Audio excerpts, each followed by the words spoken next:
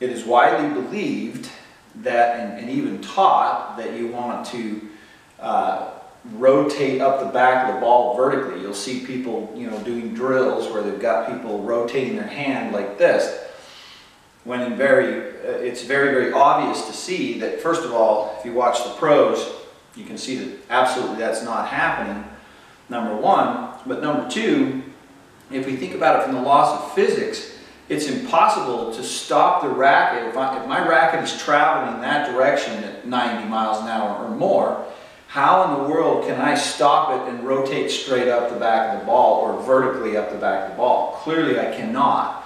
And so this is the misconception, and in my opinion, that's not the best way to think about it. While there is wrist and arm rotation, don't get me wrong, there is, and when you add the velocity of a tour player, that wrist and arm rotation looks more dramatic than it actually is. This is where the deception comes in. But the path of the racket, after I come to impact, continues to rotate and go from a lower position to a higher position, but it also continues to go towards my target.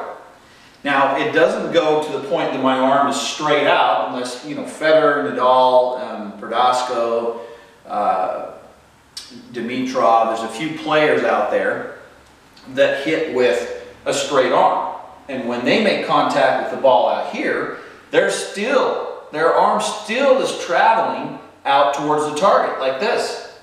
Even if they have a straight arm and they make contact right here, they're not doing this.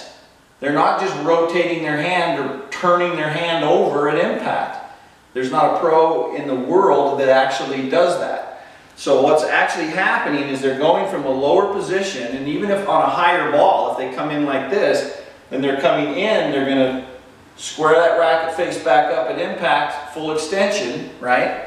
But the racket is still traveling from a lower position to a higher position, and it's rotating, which imparts the spin when you add the velocity of 90 mile an hour acceleration or racket head speed.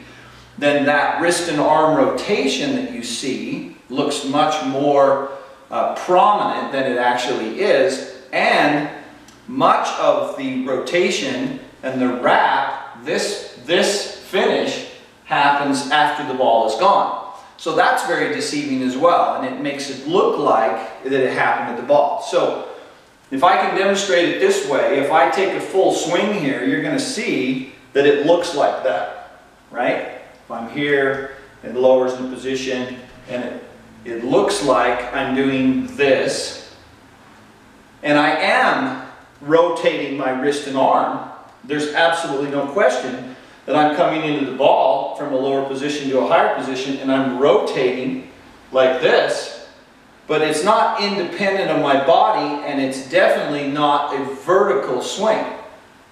Okay? So from physics standpoint, I can't, if we look at it from the perspective of the laws of physics, there's no way that I can be swinging a racket this direction at 90 or 100 miles an hour and all of a sudden stop it and go directly vertically up the ball. Yet you hear people talk about brushing vertically up the back of the ball. The pros just absolutely do not do this. And it's very deceptive. They do have a wrist and arm rotation. If you look at Djokovic, he has a little more of an extreme grip than some of the others. So his racket is actually pointing almost back at the back fence when he takes it back. And then it lowers into position and he releases back as he starts to uncoil. But as he comes into impact, you're going to see this very clearly. He releases his wrist back to impact to square the racket head back up at impact. There's a slight little move there that creates tremendous power. But from the lower position to impact and then continuing to release and continuing to rotate, that's what imparts the spin. That's where the spin is coming from, not excessive wrist rotation vertically this way. So the racket is still traveling. What imparts the spin is that my hand, or my racket is well below my hand, as you can see here. And as I come into impact, my body is a little more open than this. Now obviously I'm doing this in slow motion, so it's a little harder to demonstrate, but so as I'm coming into impact like this, and I square my racket head back up, and I make contact here at impact, my racket has traveled from this lower position up to a little bit of a higher position. Now notice I'm making contact about chest level here, but then it continues to travel towards my target. Now it doesn't, my arm doesn't straighten out. I'm not advocating that unless you're hitting with a straight arm, it's already straight.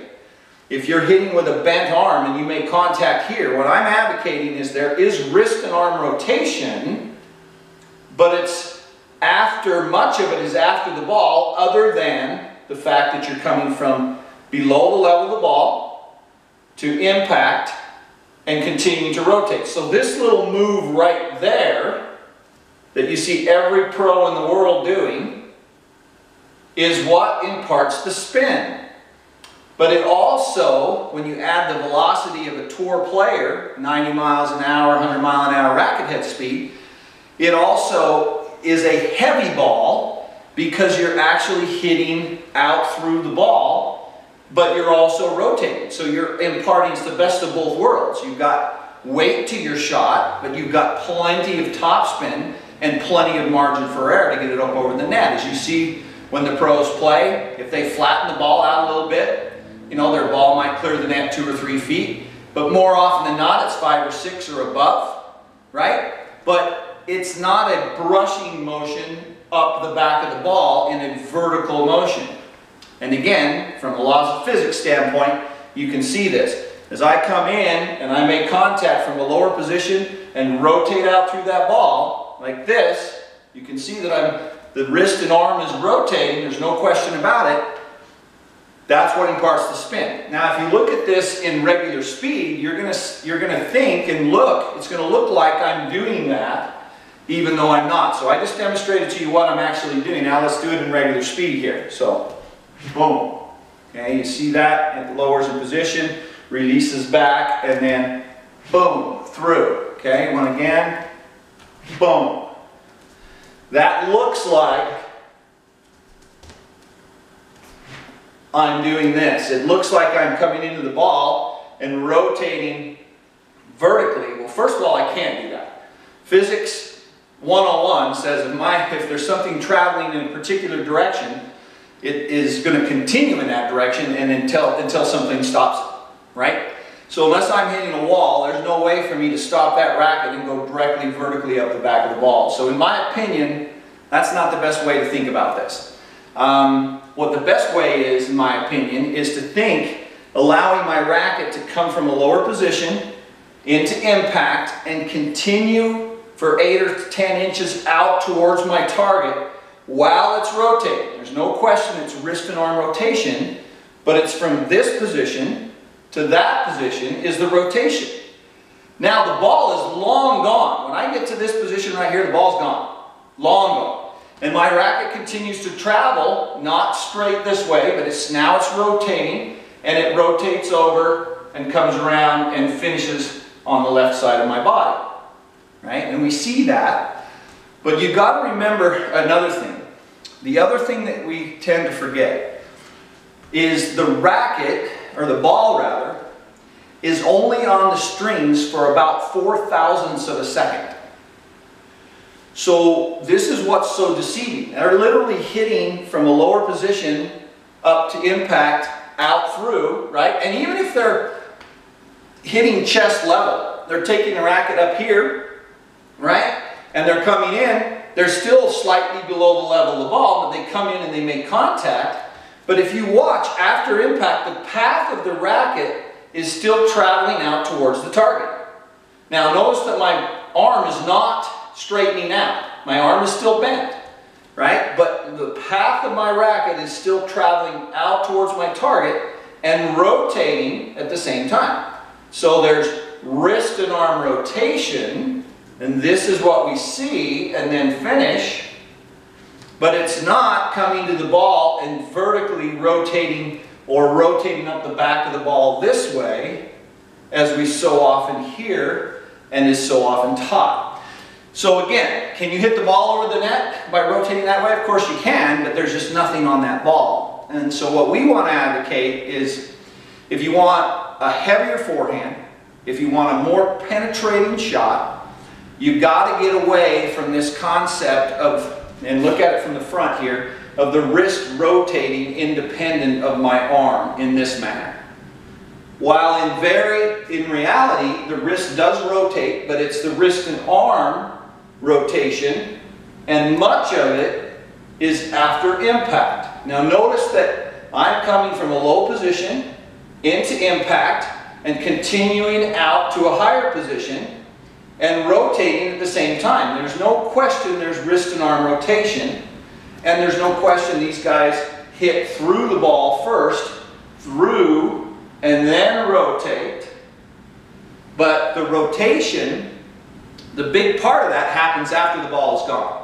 That's the part that's so deceiving. However, let me be very clear about something. There is wrist and arm rotation up to the ball. So my racket, if you've seen Federer or Djokovic or any of them, or Nadal or any of them, their wrist is laid clear back, the butt cap is pointing to the ball, and as they're coming into the ball, you're going to see them release back to square that racket head back up. But after impact, if they did this kind of a thing, then after impact, directly after impact, a half a second, their racket would be clear up in the air like this. And it's not. Clearly, it's not. So what they're actually doing is they get to here, they come into impact, they make contact with the ball here. Notice my arm is still bent, if I'm, most of the players are, right? But now look at the path of my racket. The path of my racket is out towards my target, doesn't straighten my arm out, but from a lower position to a higher position, it's out towards my target.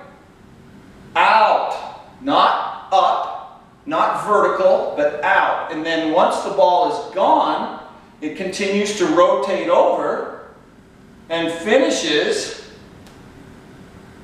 And this is the thing that we see, and we think that it happened excessively at the ball. Now, if you were to watch a full swing, you would, again, it's very deceptive how it looks. So again, that's why we want to go through this.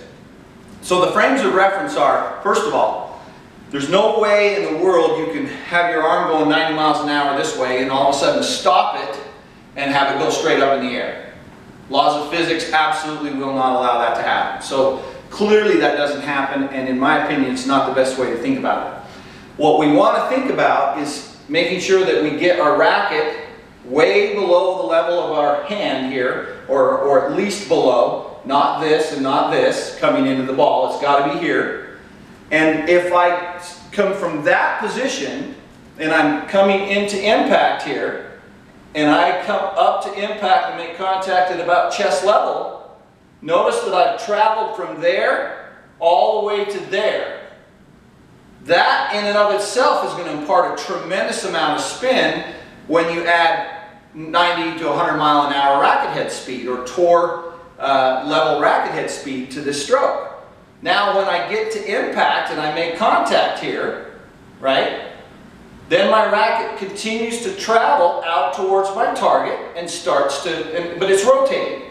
So it is coming from here to impact, and it's rotating, right? But it's not coming here and stopping and rotating up the back of the ball, or rotating vertically like we so often hear. And that's the deception. So again, hopefully this is going to be helpful for you. If you want to hit the ball with more weight, if you want to hit the ball like the top players in the world, you've got to get away from this excessive wrist rotation and rotation over vertically and to your left that's independent of your body and is a vertical move, is like this. Just get completely away from this concept. This concept just absolutely does not happen at the tour level. Now, if somebody is really, really close to the net and they have to really get the ball up and down, then you're going to see them use more wrist. I'm not saying that there aren't circumstances where they may use a little more wrist. Of course there are. But by and large, we're talking about a rally ball from the baseline, setting up the point, controlling the back of the court, and waiting for my short ball to come in and attack. And this is the ball that you're going to see on the Pro Tour 90% of the time. That's how they're hitting the ball. So they're coming in, they're making contact, and they're continuing out through the ball. Even someone like Gael Monfils, who has probably one of the most wristy looking forehands you're ever going to see, even he, when he comes into the ball, he comes in and he comes here, he makes contact. His racket is still traveling out towards the target. It is not rotating like this over the ball or vertically up the ball. He's still traveling, his wrist and arm rotation, and then once he's made contact and is extended out, his arm never straightens out, it stays bent. All of them do except for the guys that hit with straight arms, right? Comes to here, and then he finishes down lower like this, right? And that looks like, if I come in and I go like that, like he does, it looks like I did that at the ball. My wrist and arm rotates, but it's as a unit, nice and relaxed, soft hands, little squeeze of impact, and it rotates as a unit. And that's what we see, and we think that it was independent of the body, or it was rotating this way. When in reality, meaning that it's rotating vertically. That's the thing we got to get away from. That these guys are doing this kind of thing. This kind of thing. They're absolutely not. Even if they caught the ball up here, they're still not doing this kind of thing. It's always driving out towards their target, their arm. Only it does not extend fully out. Don't get me wrong. I'm not saying the guys that hit with bent arms do not come into the ball and make contact and then extend their arm fully out like this. I'm not saying that.